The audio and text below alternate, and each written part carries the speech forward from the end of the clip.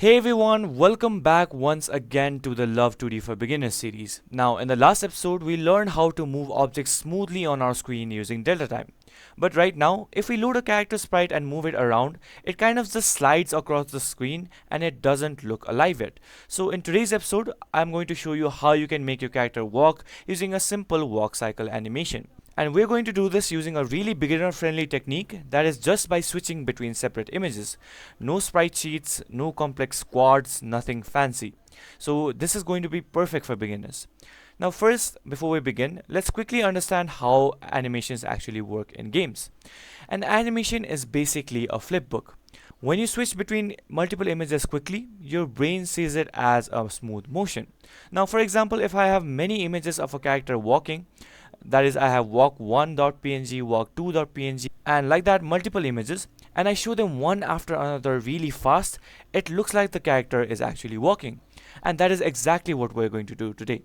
We're going to load multiple images, we're going to switch between them automatically using a timer, and we're going to only switch when the keyboard input or is active and when the player is actually moving. So let's get into it right away. And just a quick shout out, if you are learning Lua, you can check out our app on the Play Store, Lua for Games to Learn and Code. It is packed with interactive courses, fun coding challenges, and a built-in Lua compiler and step-by-step guides to build games like Brick Breaker. It is perfect for beginners who want to learn and practice Lua all in one place. So you can go check it out on the Play Store from Codin, Lua for Games, Learn and Code. Now let's get on with the video.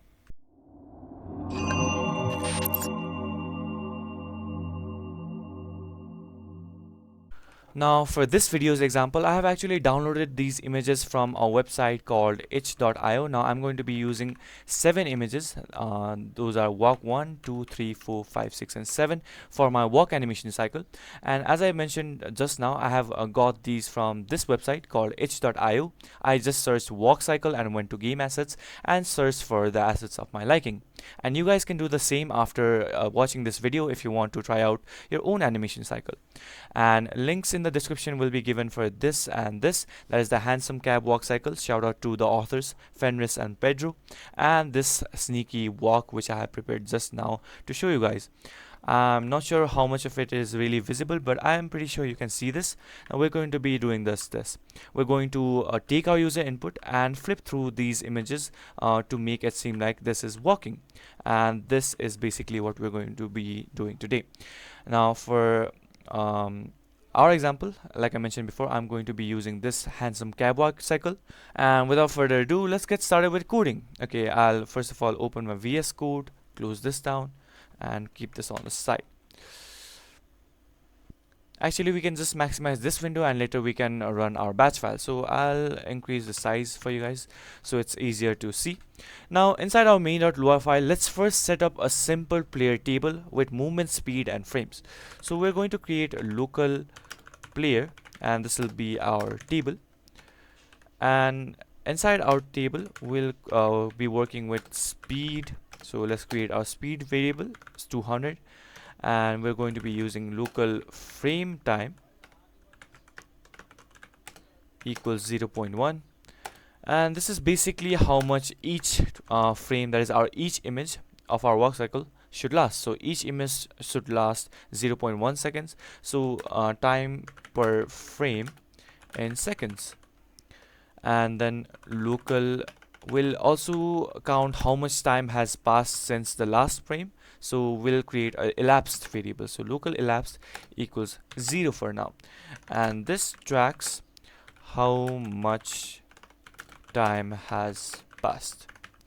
Okay, now for this, let me explain real quick. This stores everything about our character, and our speed defines how fast our character moves. I have shown the use of the speed variable in episode 6 as well, that is our previous episode. If you're confused and want to learn from the basics, you can watch that episode as well. Link will be in the description. Now, local frame time will equal to 0.1, and this is how long one frame of animation should last, and by this value, there will be 10 frames per second. And elapsed is a timer which we can use to track when we need to switch between one image from the other. And okay, after this we'll create love.load, love actually function love.load, and inside love.load we'll create a table called player.frames to store our each individual frame. Now inside it we'll use love.graphics.newImage, and we'll name it walk1.png all the way to walk7.png, since that's how we have stored our images. Now make sure you have stored these images in the folder that contains the main.lua file. Now after that we use love.graphics.newImage. Actually, let me just copy this line all the way down, so 1 2 3 4 5 6, and rename all of these. So, and after that we are done with our player.frames table. We'll define a player.currentFrame. This is our key for our player table. So player.currentFrame equals 1, and we'll start with our first image, of course, so this will be 1, and player.x, our x position, and player.y, our y position, will equal to 100 at the beginning. And after that we'll define a variable called player.facingRight. So this we will basically be using to flip our image further in the future, I mean later in the video. Now we'll end our love.load, and next we'll define the animation using love.update.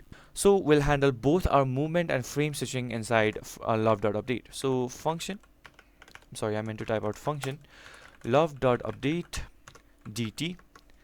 Now I have explained why we use our dt variable inside our episode 6 as well. So if you want to learn the logic behind why we use love.update dt, why we multiply our speed value with our delta time value, you can go check out episode 6. I'll not be explaining that in detail, I'll just be writing out the code and explaining the basics.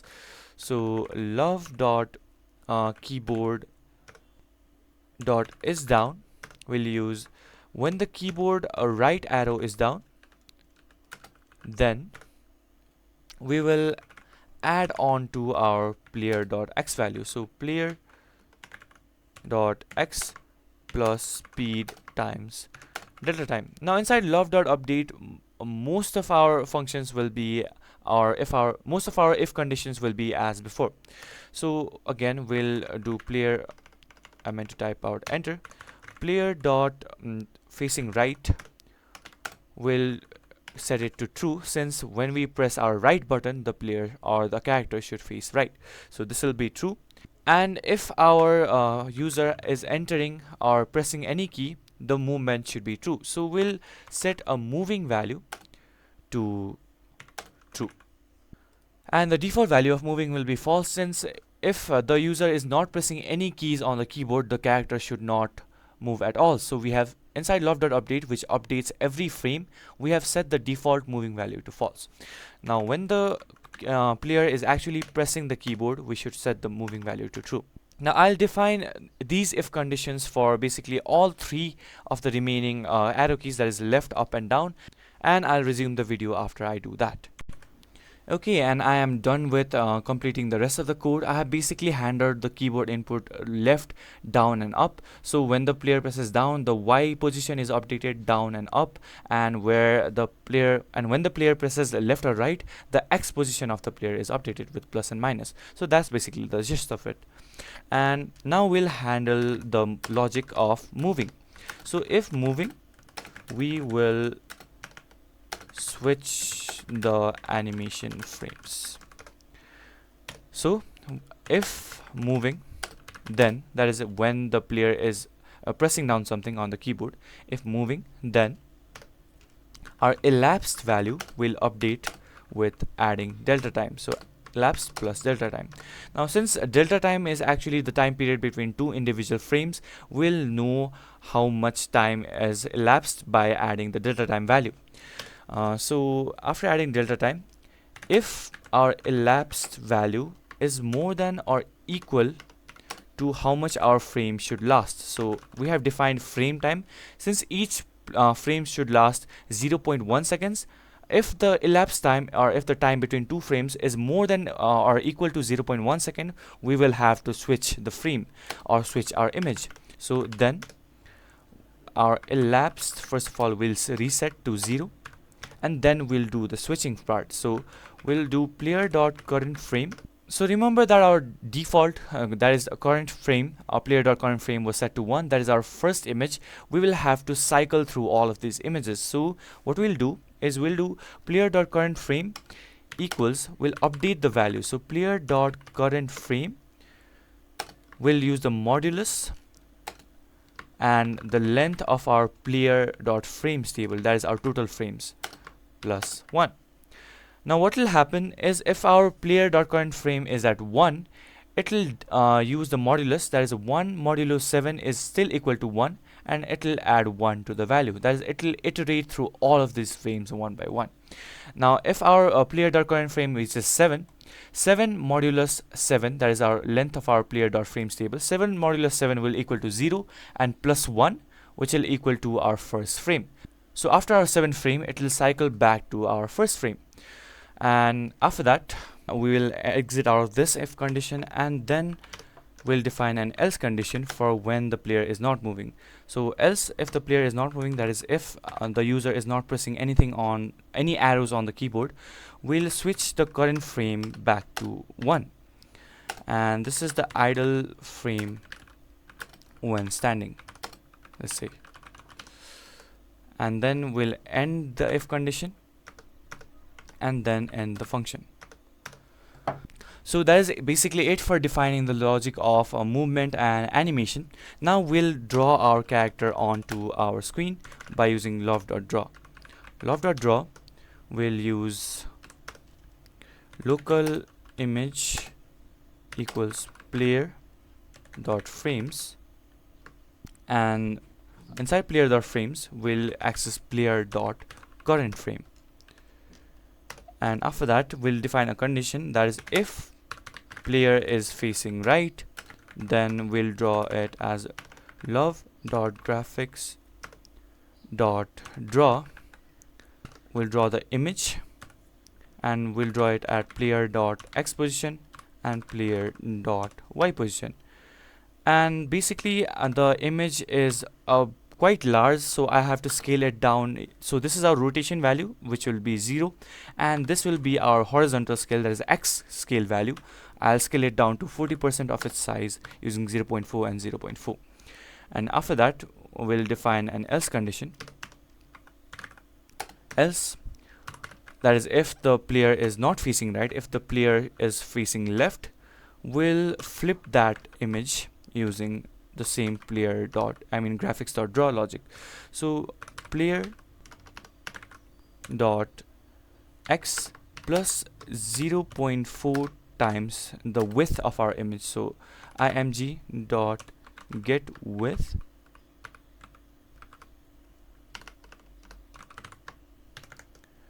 and then after that we'll use player y.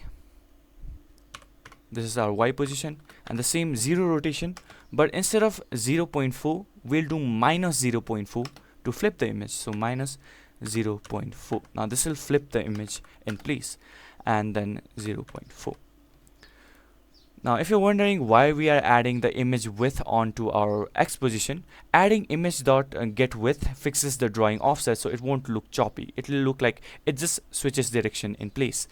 So after that, we'll end this condition and then end our function. And I would say that was it for our code, but I did notice while executing the program that I have written LÖVE.draw and not LÖVE.draw, and here it should be image colon get width. So and that is it for our code. Now let's execute our program and see if it works properly. So we'll run, and we can see that it looks pretty smooth.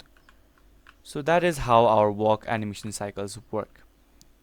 See, it is flipping through those 7 images, and when I stop moving, that is the keyboard input, it switches back to our first image, and our flipping left and right logic is working properly as well. So that was it for this video. To quickly recap, here's what we did today. We learned how game animations work like a flip book by flipping through all of these images one by one, and we loaded multiple images, that is these images, onto a table. We used the timer to switch between images every 0.1 seconds, and we updated the frames only when the player is moving. And not only that, we also flipped the player image according to the user input, that is when facing right or left. So this is a super beginner friendly way to add animations without touching sprite sheets or quads. Now in the next episode, we'll be handling the physics aspect of LÖVE 2D. That is, we'll be dealing with collision detection basics. So hope you guys found the video helpful, and if you liked the episode or found it helpful, please drop a like, subscribe to our channel for more such videos and tutorials, and hope you guys don't just follow this tutorial. You can try out all of these characters if these are free, and with proper credit you can try walk cycles and animations on your own. And until the next episode, happy coding and bye bye.